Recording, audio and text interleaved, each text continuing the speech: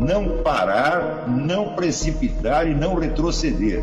Então dizer para esse cara, sabe quando nós vamos parar? Nunca. Nunca na sua porca vida. Né?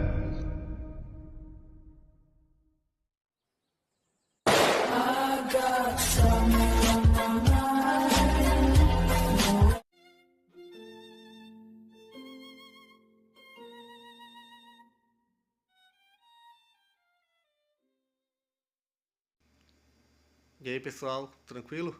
Então vem aqui antes do vídeo começar, pedir para vocês se inscreverem, quem não for inscrito, compartilhar, curtir, comentar. Quem puder seja membro do canal, que isso ajuda bastante. Tem também o link do Apoia-se. Quem puder ajudar nosso canal e apoiar financeiramente vai ser muito bem-vindo. Mas o mais importante é transmitir o conteúdo e os conhecimentos do professor Olavo de Carvalho para mais e mais brasileiros. Então compartilhe e ajude aí nossa causa. Muito obrigado a todos os membros, apoiadores do canal. Fico muito feliz. Tenho certeza que a gente está no caminho certo. Então fiquem com o vídeo e até mais. Valeu! A memória e a imaginação, elas funcionam dando forma para as coisas. Quer dizer, você capta o material dos sentidos e você agrupa e cria uma forma repetível. Essa forma pode ser repetida como tal, pode ser elaborada, misturada com outras, etc, etc. Você só reconhece a forma do que está passando, por analogia do que está se passando, por analogia com as formas já consolidadas na sua memória. Uma situação que seja totalmente nova e que não tenha nada a ver com as formas consolidadas na sua memória, você não entende absolutamente. Quando eu digo analogia, quer dizer que a situação não repete perfeitamente o que você já conhece, mas tem uma analogia. Analogia é uma mistura de semelhança e diferenças. Então, é no jogo da semelhança e diferença que você percebe no que a situação nova repete as anteriores e no que ela tem algo de próprio e diferente. E ela, por sua vez, então, vai constituir uma nova forma que será base para novas comparações e assim por diante. Tá certo? Isso significa que numa comunidade humana grande, uma sociedade, você pode dar por pressuposto que aquilo que não esteja no imaginário, quer dizer, que não esteja consolidado no teatro, na literatura, nos espetáculos, no cinema, então, não será reconhecido. Quer dizer que as situações do mundo real, elas são interpretadas à luz do que você viu no cinema, no teatro, etc, etc.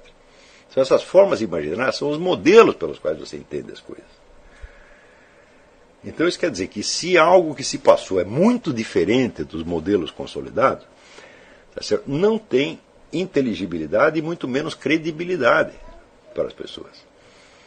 É por isso que quando o sujeito faz um filme e ele coloca lá, isso aqui é tudo uma história de qualquer semelhança com a realidade é mera coincidência, isso é uma empulhação.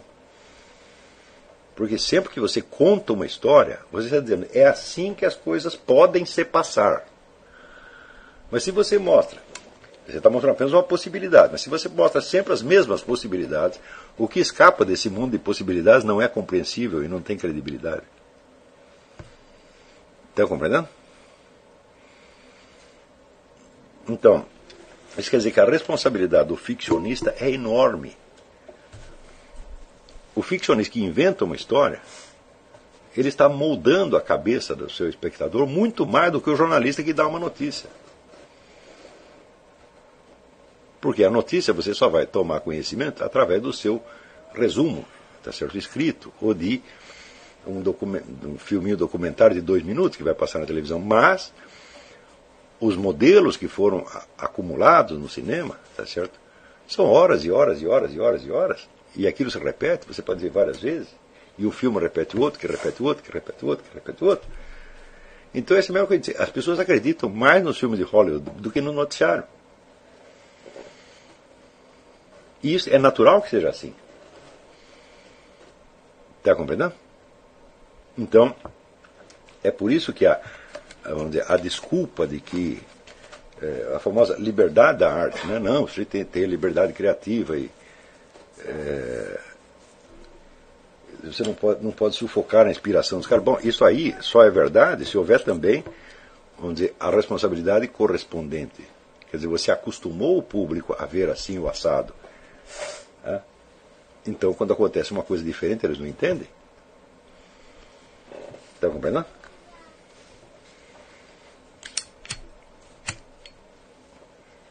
Então, por exemplo, agora que eu estou vivendo aqui nos Estados Unidos, eu vejo que aqui o cinema acostumou as pessoas a entender que tudo que acontece aqui começou aqui dentro mesmo. Quer dizer, a ação do estrangeiro não existe para o americano. Não existe. Então, você vê, houve épocas em que aqui dentro havia mais agentes da KGB do que do FBI. No entanto, você não vai ver um filme de Hollywood em que mostre uma ação da KGB dentro dos Estados Unidos. Quando você fala coisa da KGB, se passa na Europa, na Ásia. Aqui dentro, não. Está entendendo? Então isso quer dizer que o estrangeiro pode entrar aqui dentro e fazer o que ele quiser.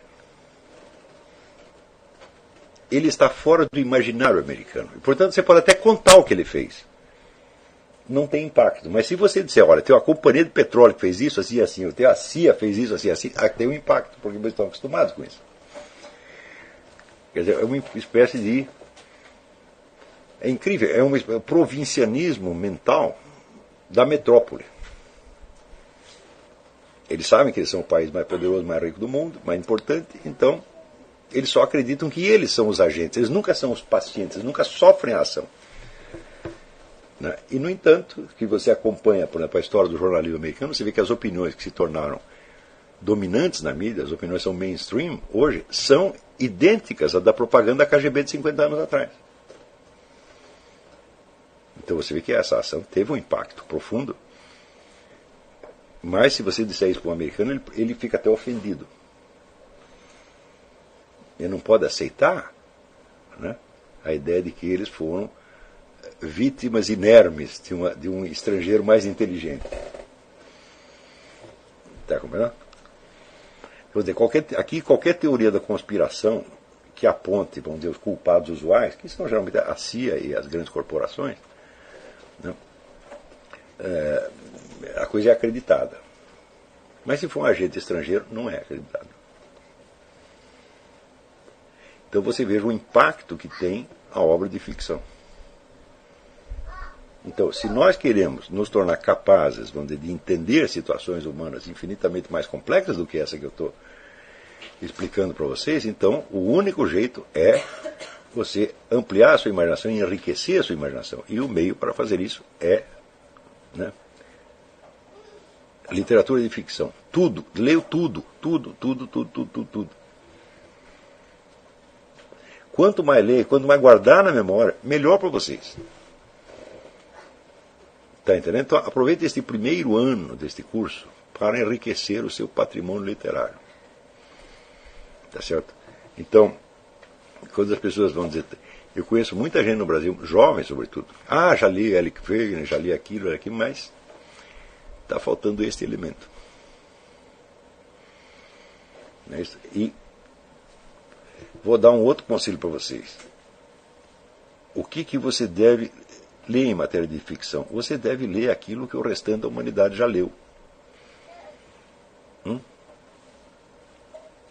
Não adianta você ler os autores que estão na moda agora. Primeiro que você não sabe se eles vão durar. Eu conheço mais gente que leu Kurt Vonnegut do que leu Dante. Ou do que leu Balzac.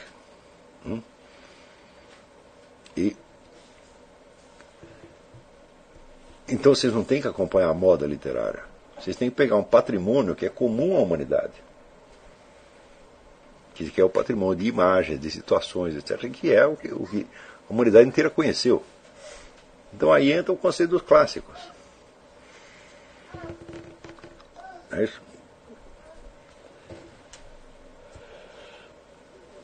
Então, por exemplo, ali no livro Jardim das Aflições, eu comentei muito o negócio do Wilhelm Meister, né? Do Goethe, onde aparece a ideia dos superiores desconhecidos, que é uma ideia maçônica. É isso? Superiores desconhecidos que dirigem ocultamente a carreira do sujeito para que ele seja bem sucedido, né? Então,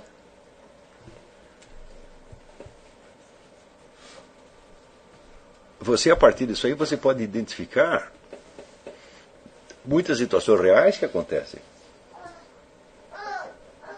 Não é isso? Então, você sabe que realmente há muitas pessoas cuja carreira se explica inteiramente por superiores desconhecidos, de ordem maçônica ou qualquer outra. Né? Por exemplo, é impossível explicar a carreira do Paulo Coelho de outra maneira. Né? Agora, se você lê o Wilhelm Meister, você já entende como é que a coisa funciona. Se você não entende, você não é capaz de imaginar aquilo, exceto, vamos dizer, como teoria da conspiração no sentido mais direto da coisa. Quando às vezes não é isto. Né? Bom, vamos ver, tem uma outra pergunta aqui que é interessante.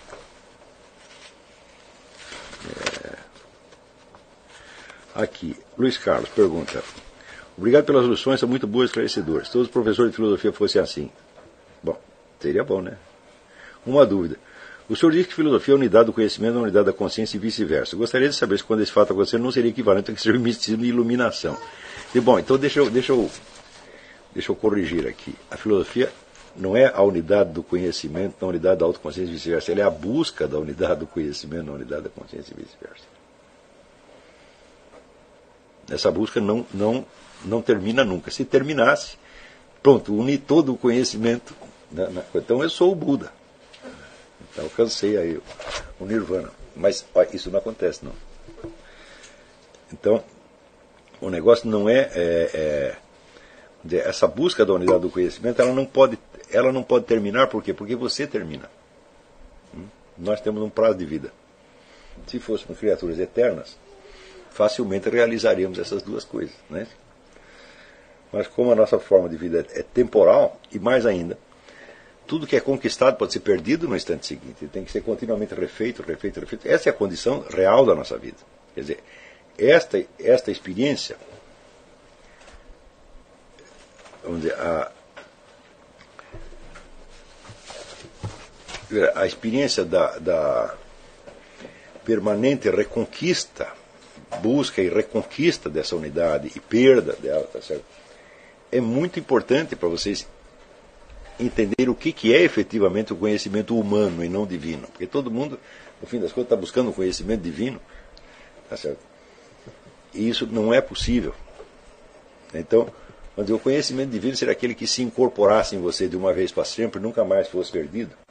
E ele, por si, ele refaz você, ele reconstrói você. Ele tem um efeito miraculoso. Você fala, isto aí não existe, isso aí só se vier Deus mesmo botar isso em você. Agora, para Deus fazer isso, você não precisa fazer nada. Tá certo? Isso é tudo por conta dele. Você não precisa fazer absolutamente nada. Você não precisa estudar coisíssima nenhuma. Tá certo? Veja, a experiência de você buscar entender certas coisas e depois você vê como essas coisas se desfazem na sua mente, como aquilo que você entendia, você de repente não entende mais. E você precisa refazer imaginativamente aquilo.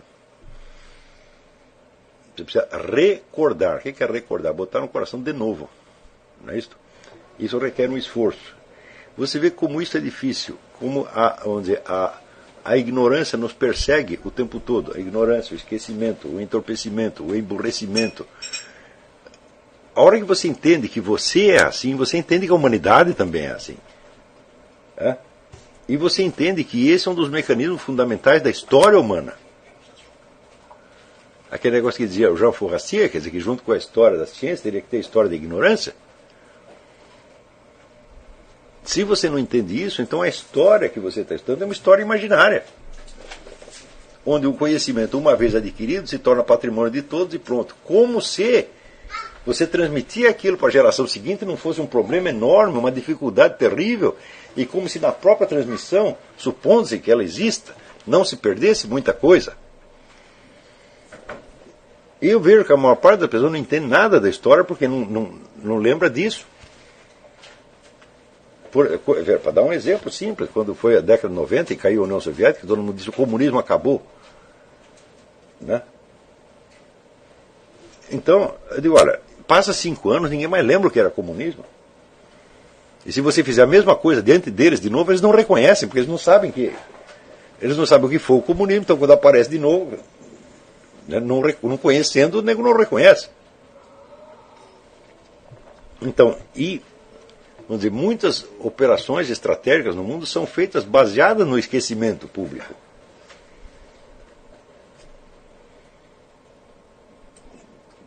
Né? Então, quando a pessoa ela observa a sua própria ignorância em ação, geralmente ela pensa que aquilo é um problema de deficiência dela. E ela pensa que aquilo pode ser vencido. Digo, não pode ser vencido.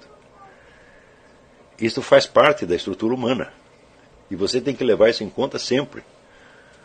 Não só nos seus estudos, onde você vai ter que permanentemente reconquistar o que você já conquistou, mas historicamente você vai ter que ver que as coisas se perdem de uma geração para outra de uma maneira absolutamente assim, acachapante, é muito fácil perder.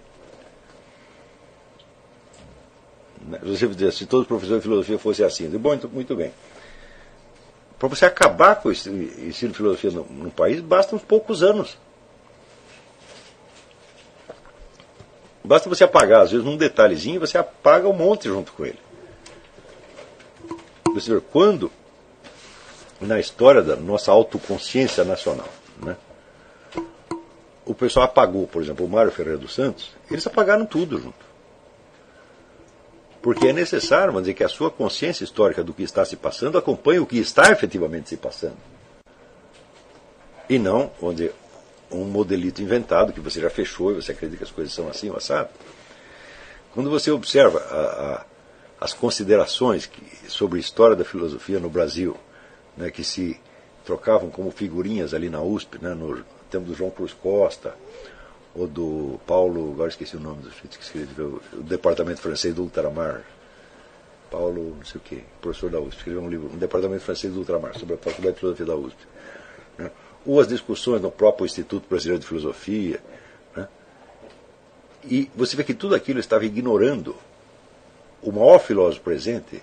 Você vê que o negócio chegou num nível de alienação total. Eles estão falando de um país que não existe, porque no Brasil de verdade havia lá o Mário Ferreira dos Santos. Tá certo? Então, ele era a única coisa que estava acontecendo. E o que eles estavam discutindo era o que não estava acontecendo. Então, esta ignorância, ela é a história do pensamento brasileiro, na verdade. Porque você tem a história do que estava efetivamente acontecendo, mas você tem a história do que as pessoas imaginavam que estava acontecendo. Agora, isso que elas imaginavam era um acontecimento em si mesmo. Quer dizer, a ignorância era uma realidade. Tá certo? Então, você tem ali um contraste. Quer dizer, você tem um tremendo filósofo, né? Um filósofo de alcance universal, criando ali uma obra, ao mesmo tempo em que tinha um bando de ignorantes discutindo outra coisa, né? E